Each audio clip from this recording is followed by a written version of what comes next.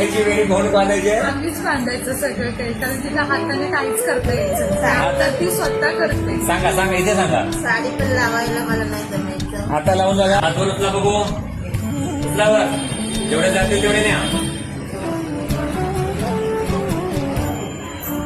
बस एवढे जातात आणि डोकतायत. ठीक आहे. आपलं नाव सांगा. पहिली राजाराम गेली कुठून आलोय आपण? सांगली. आणि हाताचा प्रॉब्लेम किती महिने वर्षापासून होता? 7-8 वर्ष झाली. 7-8 वर्षापासून. आणि प्रचंड वेदना पण होत्या. काहीच घरातलं काहीच काम करता येत नव्हतं. सांगा. हा बोला. काहीच करायचं नाही, माझी पोरगीच करून जाईल. ही मुलगी आहे त्यांची. ही सगळी घरातली कामं मुलीला करायला लागायची.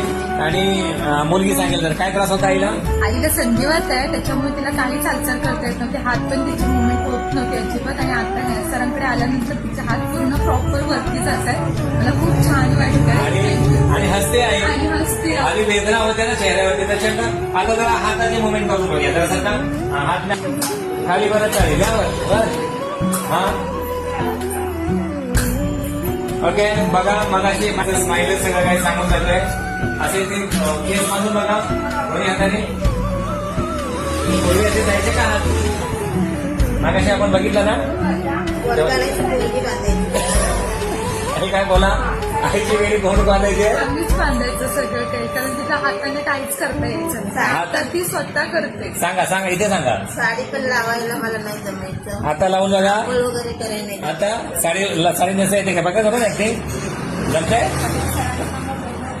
बघा साडी नेसता येत नव्हती. केस बांधता येत नव्हते. मला खाणं पण कसं होतं, बसायला पण होतं. एकदा बसून बघा. खाली बसता पण येत नव्हता. कसं खाली? अशी किती वर्ष बसलेली नाहीये? जबरदस्ती. हा. लांब करून वगैरे बसायला लागायचं. आता उठा. हा आता उठा. हे बघा हात न धरता उठली. हात बघा परत बसायला लागली. प्रॅक्टिस करायला. ते बघा हात न टेकता उठले. असं उठताना ना हा असं असं करायला लागायचं.